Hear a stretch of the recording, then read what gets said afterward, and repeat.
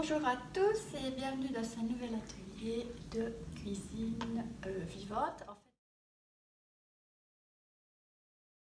Je suis Céline Racine du blog Éveillé, la détox facile pour le corps et l'esprit. J'ai décidé de partager avec vous une recette avec des restes de pulpe de carottes. C'est de la pulpe qui est issue de mes jus de légumes que j'ai pressé ces jours derniers. Et voilà ce qu'on peut faire avec cette pulpe.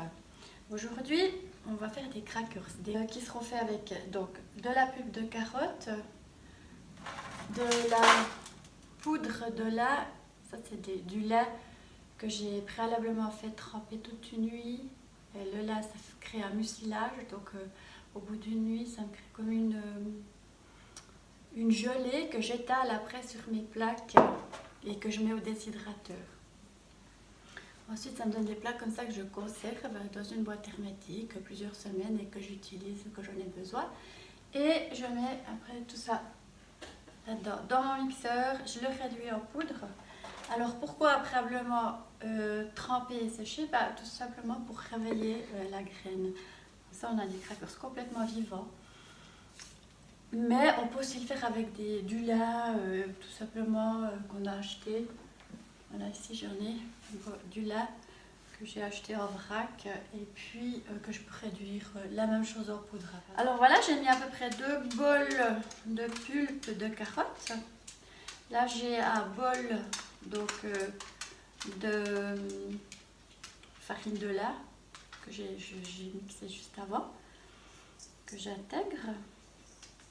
Alors moi cette fois-ci j'ai décidé que j'allais mettre du carvi, des herbes de Provence, donc on peut mettre du paprika, ici du curry, enfin ça vous assaisonnez selon les goûts, vos goûts quoi.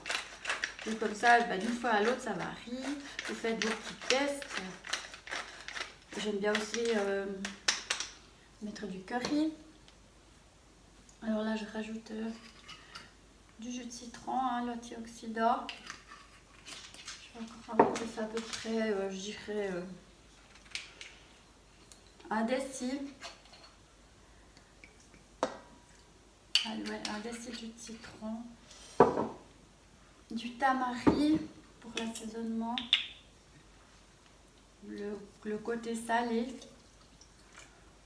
Là je sais pas, j'ai mis peut-être un demi-déci. Voilà. Et puis après, je remue. Alors moi, j'y vais avec les mains, j'y vais franchement. Et si jamais je vois que c'est pas assez, on va dire mouillé, je rajouterai un petit peu d'eau. Il faut quand même que ça, tout ça, ça colmate parce que en fait, le lait, ça va être le liant de tout ça. Elle est bonne, ça me fait vraiment comme une pâte. Et que je vais étaler.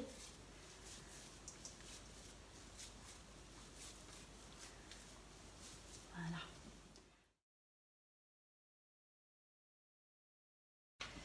Et puis maintenant j'étale ça sur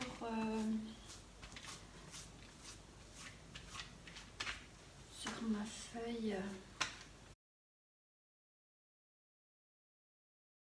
four. Donc vraiment, de ne pas avoir de déshydrateur, ça ne doit pas être frais. Vous pouvez utiliser aussi un de ces déshydrateurs, vous savez, que nos grands-mères avaient, c'est rond comme ça, à plusieurs étages. Ça va très bien aussi.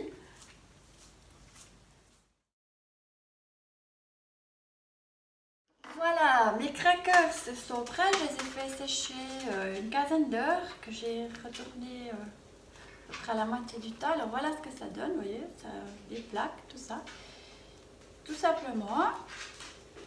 Et maintenant, je vais tout simplement en couper comme ça, des morceaux, à peu près de cette taille, que je vais mettre dans un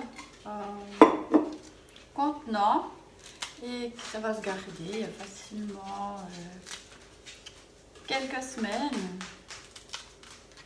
sans problème.